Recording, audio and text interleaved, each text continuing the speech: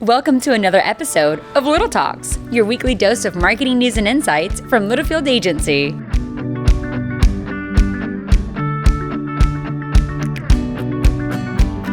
All right, welcome to another Little Talks. It's been a couple weeks, and this is going to be a weird one too, I think.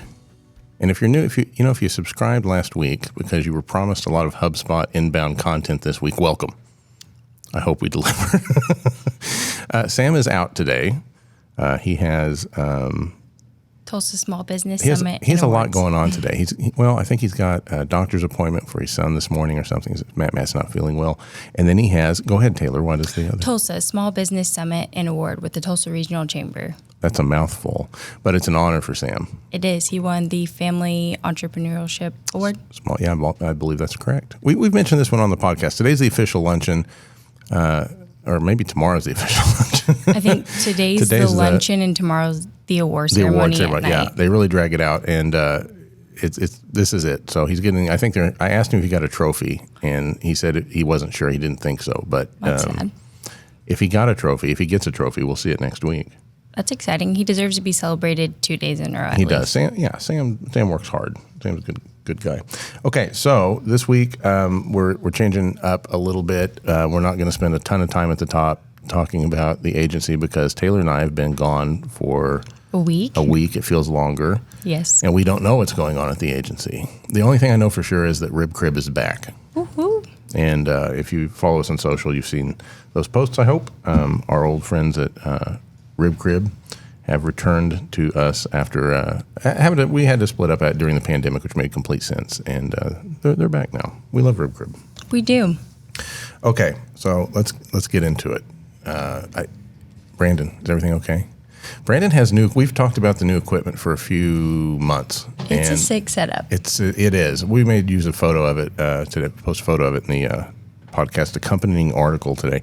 But he has a light up board. We have brand new mics, which I think I sound better. I can't tell. I want to think so because they were expensive. I think it sounds great. Yeah, we have new mics. We've got it's a whole new setup. He played us some funky beats to start out. It's got all these preloaded sound. Give us a sound effect, Brandon. Just your everyone's favorite. Can we have another? Record scratch. Yeah, what? Yeah. One more. Yeah, some weak applause. That's what I'm used to. So that's pretty. There's a rim shot in there you could have used. There it is. We're still working out the kinks on that. So anyhow, Sam's out today, and the second mic today will be manned by Taylor Bartley. Hello. There it is. Yeah, he's getting the hang of it. And Taylor and I were, like we mentioned, we're at HubSpot's inbound conference in Boston, Massachusetts last week. We had some lobster. We did have some lobster, some chowder. Do you want to give them their Boston accent? No, I don't want to offend any Bostonians listening in. It was pretty good. It only kicks in when I can do an angry script. Yeah, we had some airport snafus. Airport was kind of wild. But we made it home safely, so that's all that matters. We made it. So for those who have not followed any of that, HubSpot is a CRM program that allows you to kind of gather together your contacts and does all sorts of good marketing automations for you where you can send out emails, social media posts. It has a service hub that we're about to start getting into with one of our clients. It's a lot. There's a lot of things that go on with HubSpot. And they get together every year and have a conference where they talk about new technologies and new features that are coming out for the platform. And in addition to that, they invite a ton of industry leaders to come and speak and kind of do these sessions. And then some people that are not industry experts like Derek Jeter and Reese Witherspoon. Orange Cowboy. Or the Orange Cowboy. And we still learned a lot from these folks, even Jeter and who I was not a fan of before because I was a Red Sox guy growing up. But that's okay. So I liked Derek Jeter surprisingly more than I liked he's a real angel. Reese Witherspoon's session. I feel like it had a lot to do with family businesses. He talked about mowing his grandparents' lawn, which I was like, grasshopper. It's very aspirational. And I think these things are online. You can listen. Yeah. You can go back and watch I do them. know the general sessions are on their YouTube page because I was doing a little refresher course. Yeah, and a lot of them are worth your time, I promise. So we split up over those 3 days, and you hit sessions and I hit sessions, and we came back and we made our notes. And if you're watching, you can see this is 142 pages of That's probably just half of it. Yeah, and it's abbreviated, of session notes. We're not going to go through all those today. It's still less than our persona. Less than our persona notes we usually do. But yeah, so we're going to go through some of the highlights that we saw in inbound. And then we'll continue to talk about these on the podcast and on the website and social and things like that over the next probably couple of months, because there's quite a bit of stuff. I actually wore orange today in honor of HubSpot. If you're listening, just picture orange. If you're looking, bright orange, there America's brightest. Go Pokes! Always promoting the Oklahoma State Cowboys. I'm always promoting. I'm a marketer. They're not a sponsor. That's what I do. They're not even close to a sponsor. They can be. Okay, well, we'll work on that as well. So there's one topic today. There's probably one topic moving forward, but today's topic is inbound recap. And right out of the gate, we wanted to kind of talk a little bit about what's new in HubSpot. If you're familiar with it, great. If you're not, I hope you are like, wow, that sounds cool. If you want to get familiar with it, give us a call. I'd love to give you a demo. But HubSpot is all in. If there was only one thing that everyone talked about this year, Taylor, what was it? AI, artificial intelligence. It was. We kind of guessed that was going to be the case. Yeah, you definitely did. And it was. And HubSpot is all in on this. They have integrated AI into every part of their platform. Even some things are in beta right now that are like really, really cool. Other stuff is already out and available to use. I have a bulleted list here I'm going to go through. So, if you want to know more, HubSpot.com/new is where they have all this stuff at. But they've tied a image generator into Dolly. So if you're creating a social post on there or looking for an image for your email, you can use that to look up and create your own images now. I'm so excited about that one. I've been playing with it a little bit. It still does the 6, 7, 8, and 10 finger people situation. So like that stuff. You have to really look for it though. Yeah. And so it's okay. But it's nice they have that in there. Text iteration is everywhere. So if you want help writing a subject line or a headline or a full blog even, you can write that and ask their AI to kind of rewrite it in another tone of voice or different I think like shorter, longer too. Yeah, they have casual, formal. It's kind of like a Grammarly tune, or we kind of did that for our persona work, but we did it by hand. And so now that's really exciting.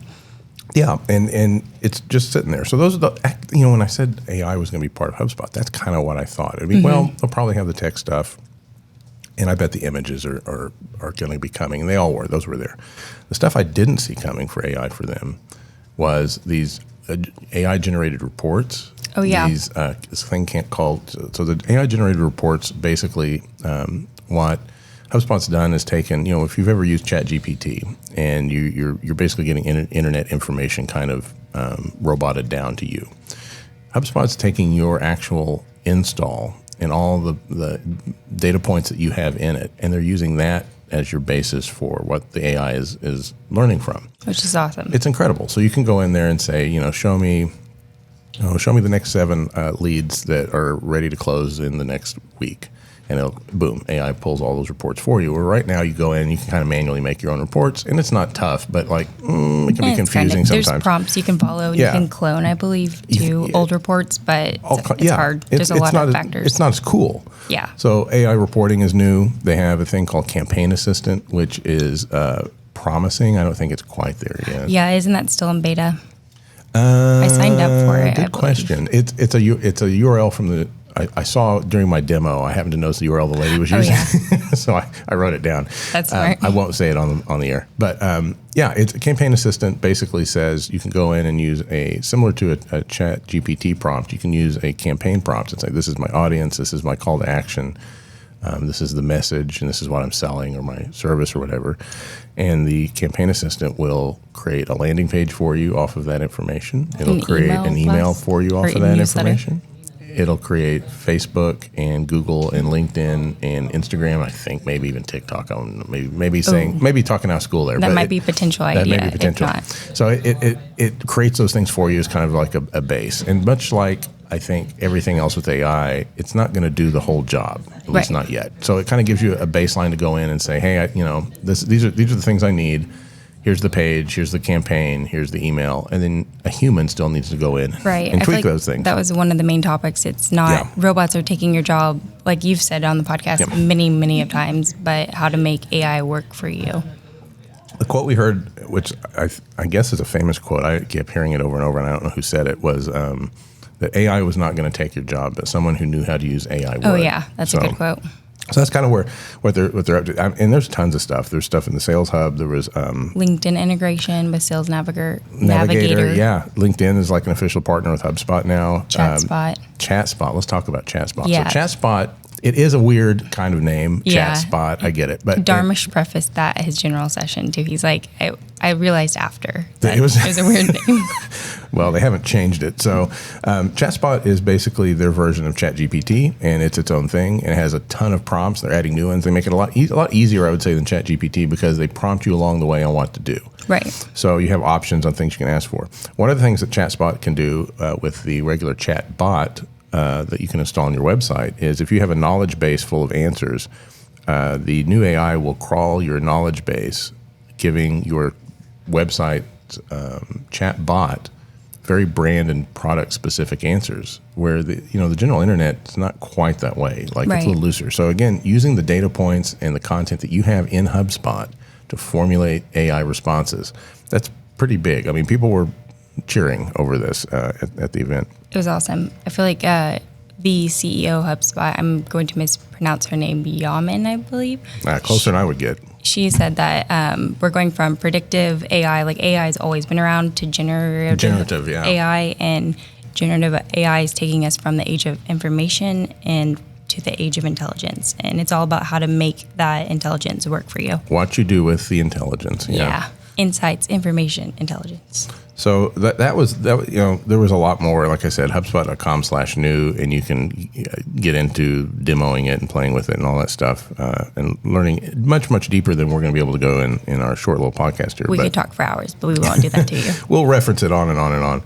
But yeah, it's here to stay, and it's pretty cool. So, what other AI things in your sessions did you hear or see that were like, oh, that's pretty cool? I feel like kind of one of my main common denominators across the board was about human connectivity and how you're using AI to do kind of a personalized approach, and how AI has changed not only anything or intelligence, but also the consumer journey as a whole.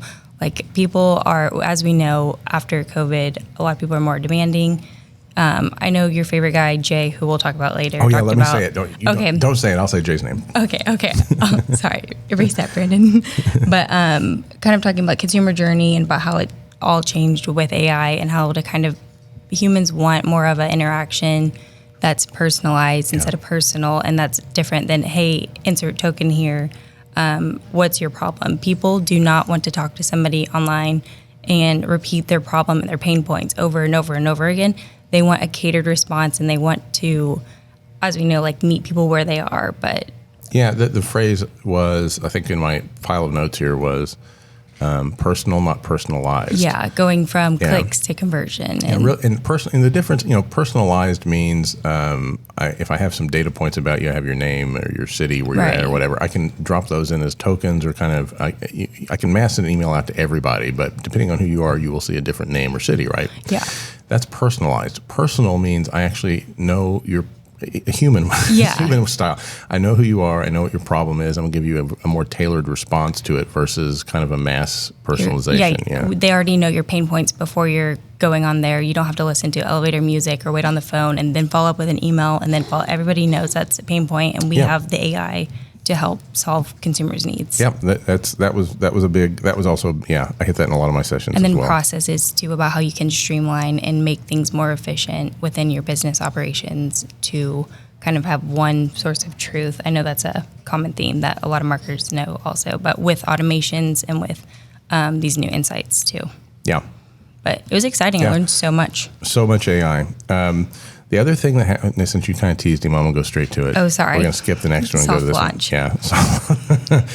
So I have a new hero, and his name is Jay Schwedelson. I think I said it right. Jay Schwedelson. Yeah. I want to say it twice in case I said it wrong the first time. I think that sounds good. He practiced. I think everybody knew this guy but me when I got there. And I maybe had heard him speak before, but I went to 2 sessions with him. He's an email guru. He's an everything guru. He's amazing. Yeah, he's really, really smart. He's the guy. Yeah, very smart. And he gave a session on kind of hacks and tips and things to better your open rates. And he had another session where it was kind of a fun debate style between what's more important, open rate or click rate. And Yes, with Nancy. With Nancy, yeah. Mm-hmm. And he took the position of open rate because you can't click if you don't open. Right. Which I've thought for a long time. So that was incredible. Too, it's all about engaging and what gets you the open rate too. What gets you the win rate? So some of the gems that he tossed out that I wrote down that I'm a big fan of. The main one was that everything you know about spam filters is wrong. Yeah, there's a lot of outdated marketing practices that people are telling you. And everyone picks up the same practice and just kind of repeats it. So that's why you see it a lot across the internet.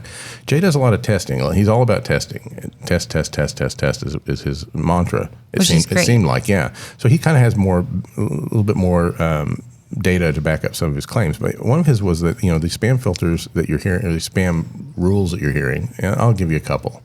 You usually hear don't use all caps in a subject line. Right, and I love all caps. I mean, if you want to yell at someone, but like the idea is that that's an immediate flag. I might emphasize. Jay says that's not true. Yeah. That's a rule from 15 years ago. Right. If you want to use emojis, that's perfectly fine. If you want to use words like free, there's you can't say you have free or special or anything. But it's a lie. Turns out it's not true. You can use those words. There are still some things you can do that will get you into a spam filter or a spam folder rather with your email. But a lot of those have to do with attachments is one. A lot of it has to do more though with technical things like the opt-in, the rate of. Oh, how did he phrase it? It has more to do with like the sender. So like not you at all, your content, but like who's sending your email. Do they have a favorable rate of delivery? Have they been reporting them as spam, things like that? But it also ties into the personalization point. How's that? Because this is one of his points. I don't know if you want to say it about who it's from, personalization. He was saying that if it's from a person like from Sam Littlefield at Littlefield Agency versus from Littlefield Agency, you're more likely to open it and more likely to engage with it because it's from a person. Yeah, so if it came from a personal inbox or looked like it did, versus coming from support at. Oh, and then what did he say about the profile picture too, which I thought was awesome. He's all about animating or making your profile photo stand out in some way so that he had a lot of tricks like that. I know, he has so many tricks. Here's a couple of others. So that was one. He talked about personalizations here on my list.